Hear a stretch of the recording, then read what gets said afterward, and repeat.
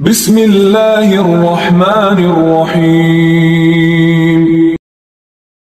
سفیان بن عیینہ نے خبر دی، انہیں موسیٰ بن عقبہ نے، انہیں نافع نے اور ان سے ابن عمر رضی اللہ عنہ نے بیان کیا کہ نبی کریم صلی اللہ علیہ وسلم نے یہود بنو نضیر کے کھجور کے باغات جلوا دیے تھے۔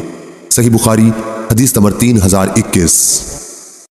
یحییٰ بن زکریا بن ابی زائدہ نے بیان کیا، کہا مجھ سے میرے والد نے بیان کیا، ان سے ابو اسحاق نے اور ان سے برا بن عازب رضی اللہ عنہ نے بیان کیا کہ رسول اللہ صلی اللہ علیہ وسلم نے انصار کے چند آدمیوں کو ابو رافع یہودی کو قتل کرنے کے لیے بھیجا۔ ان میں سے ایک صاحب عبداللہ بن عتیق رضی اللہ عنہ آگے چل کر اس کے قلعے کے اندر داخل ہو گئے۔ انہوں نے بیان کیا کہ اندر جانے کے بعد میں اس مکان میں گھس گیا جہاں ان کے جانور بندھا کرتے تھے۔ بیان کیا انہوں نے قلعے کا دروازہ بند کر لیا، لیکن اتفاق کہ ان کا ایک گدھا ان کے مویشیوں میں سے گم تھا، اس لیے وہ اسے تلاش کرنے کے لیے باہر نکلے، اس خیال سے کہ کہیں پکڑا نہ جاؤں۔ نکلنے والوں کے ساتھ میں بھی باہر آ گیا تاکہ ان پر یہ ظاہر کر دوں کہ میں بھی تلاش کرنے والوں میں شامل ہوں۔ آخر گدھا انہیں مل گیا، وہ پھر اندر آ گئے، میں بھی ان کے ساتھ اندر آ گیا اور انہوں نے قلعے کا دروازہ بند کر لیا۔ رات کا وقت تھا، کنجیوں کا گچھا انہوں نے ایک ایسے طاق میں رکھا جسے میں نے دیکھ لیا تھا۔ جب وہ سب سو گئے تو میں نے چابیوں کا گچھا اٹھایا اور دروازہ کھول کر ابو رافع کے پاس پہنچا۔ میں نے اسے آواز دی، ابو رافع۔ اس نے جواب دیا اور میں فوراً اس کی آواز کی طرف بڑھا اور اس پر وار کر بیٹھا۔ وہ چیخنے لگا تو میں باہر چلا آیا۔ اس کے پاس سے واپس آ کر میں پھر اس کے کمرے میں داخل ہوا، گویا میں اس کی مدد کو پہنچا تھا۔ میں نے پھر آواز بدل لی تھی۔ اس نے کہا کہ یہ کیا کر رہا ہے، تیری ماں برباد ہو۔ میں نے پوچھا کیا بات پیش آئی؟ وہ کہنے لگا نامعلوم کون شخص میرے کمرے میں آ گیا اور مجھ پر حملہ کر بیٹھا ہے۔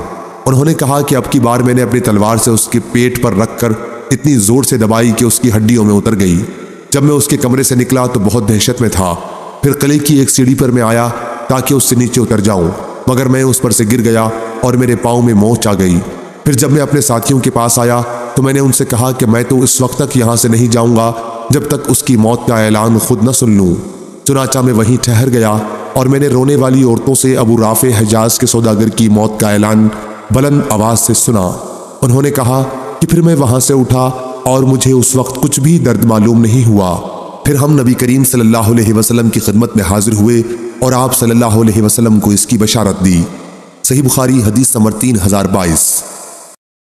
یحییٰ بن ابی زائدہ نے بیان کیا، ان سے ان کے والد نے، ان سے ابو اسحاق نے اور ان سے برا بن عازب رضی اللہ عنہ نے بیان کیا کہ رسول اللہ صلی اللہ علیہ وسلم نے انصار کے چند آدمیوں کو ابو رافع کے پاس اسے قتل کرنے کے لیے بھیجا تھا۔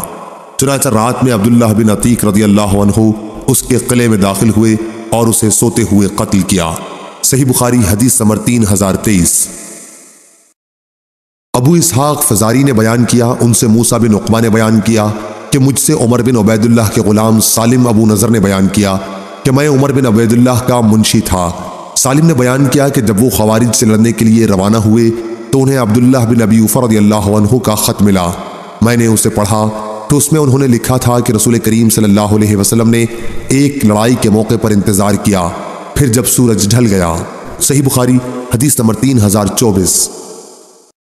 تو آپ صلی اللہ علیہ وسلم نے لوگوں کو خطاب کرتے ہوئے فرمایا، اے لوگو، دشمن سے لڑائی بھڑائی کی تمنا نہ کرو، بلکہ اللہ تعالیٰ سے سلامتی مانگو۔ ہاں، جب جنگ چھڑ جائے تو پھر صبر کیے رہو اور ڈٹ کر مقابلہ کرو، اور جان لو کہ جنت تلواروں کے سائے میں ہے۔ پھر آپ نے یوں دعا کی، اے اللہ، کتاب قرآن کے نازل فرمانے والے، اے بادلوں کے چلانے والے، اے احزاب یعنی کافروں کی جماعتوں کو غزوہ خندق کے موقع پر شکست دینے والے، ہمارے دشمن کو شکست دے اور ان کے مقابلے میں ہماری مدد کر۔ اور موسیٰ بن عقبہ نے کہا کہ مجھ سے سالم ابو نضر نے بیان کیا کہ میں عمر بن عبید اللہ کا منشی تھا۔ ان کے پاس حضرت عبداللہ بن ابی اوفا رضی اللہ عنہ کا خط آیا کہ رسول کریم صلی اللہ علیہ وسلم نے فرمایا تھا دشمن سے لڑائی لڑنے کی تمنا نہ کرو۔ صحیح بخاری حدیث نمبر 3025۔ مغیرہ بن عبد الرحمن نے بیان کیا، ان سے ابو زناد نے، ان سے اعرج نے اور ان سے حضرت ابو ہریرہ رضی اللہ عنہ نے کہ رسول اللہ صلی اللہ علیہ وسلم نے فرمایا دشمن سے لڑنے بھڑنے کی تمنا نہ کرو، ہاں اگر جنگ شروع ہی ہو جائے تو پھر صبر سے کام لو۔ صحیح بخاری حدیث نمبر 3026۔ معمر نے خبر دی، انہیں حمام نے اور انہیں ابو ہریرہ رضی اللہ عنہ نے کہ نبی کریم صلی اللہ علیہ وسلم نے فرمایا کسرا ایران کا بادشاہ برباد و ہلاک ہو گیا، اب اس کے بعد کوئی کسرا نہیں آئے گا، اور قیصر روم کا بادشاہ بھی ہلاک و برباد ہو گیا، اور اس کے بعد شام میں کوئی قیصر باقی نہیں رہ جائے گا، اور ان کے خزانے اللہ کے راستے میں تقسیم ہوں گے۔ صحیح بخاری حدیث نمبر 3027۔ اور آپ صلی اللہ علیہ وسلم نے لڑائی کو مکر اور فریب فرمایا۔ صحیح بخاری حدیث نمبر 3028۔